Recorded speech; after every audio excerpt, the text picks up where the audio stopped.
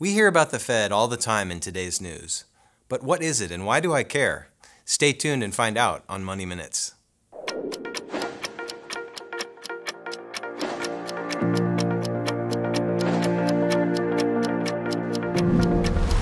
So why is everyone so concerned about the Fed? And why do they control rates? These are great questions and I get asked them a lot. So let's dive into this unclear topic.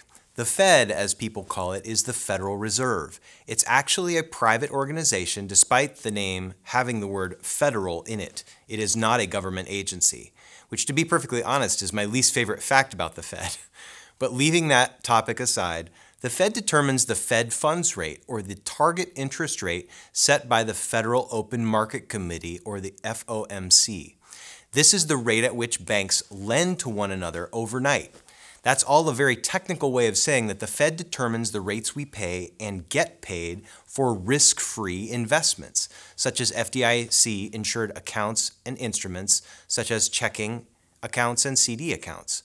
It's also a benchmark for things like mortgage and auto rates. But what does that actually do, and how does it help you? That's such a good question. Let's take the most recent financial situation where inflation post-COVID shot up as high as 9%. The Fed can come into a situation like that and raise rates to slow growth and spending, which ultimately slows inflation. Some economists will accost the Fed, calling them growth killers and whatever else. While technically that's true, the reason they did it was sound, and it's probably the only thing that could have kept us from being in a hyperinflationary environment right now. And generally, a deflationary environment follows a hyperinflationary one. Or said another way, the value of our dollar goes way down and then turns around and goes way up. That's not ideal. What is ideal is for the value of our currency to inflate slightly over time, which is why the Fed has targeted an inflation goal rate of 2% per year. A little inflation is a good thing. There are basically three things the Fed can do to affect inflation.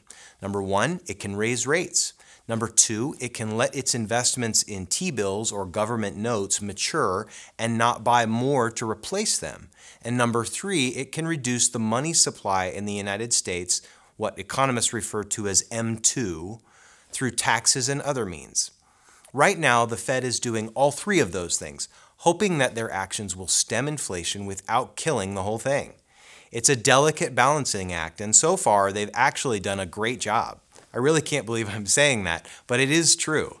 The Fed is super bad, though, at predicting what they will do next. Personally, I think they'll realize that they have overmeddled and that they'll have to lower rates sooner and more substantially than they think they will. That's what history shows. And that will mean mortgage rates will come down and stock market returns should rebound.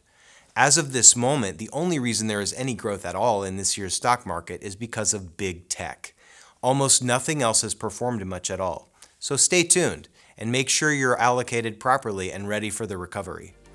Feel free to leave your comments below and feel free to follow us on social media or connect with us on our website.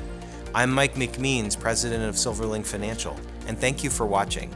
By the way, how can you tell a dogwood tree from the bark?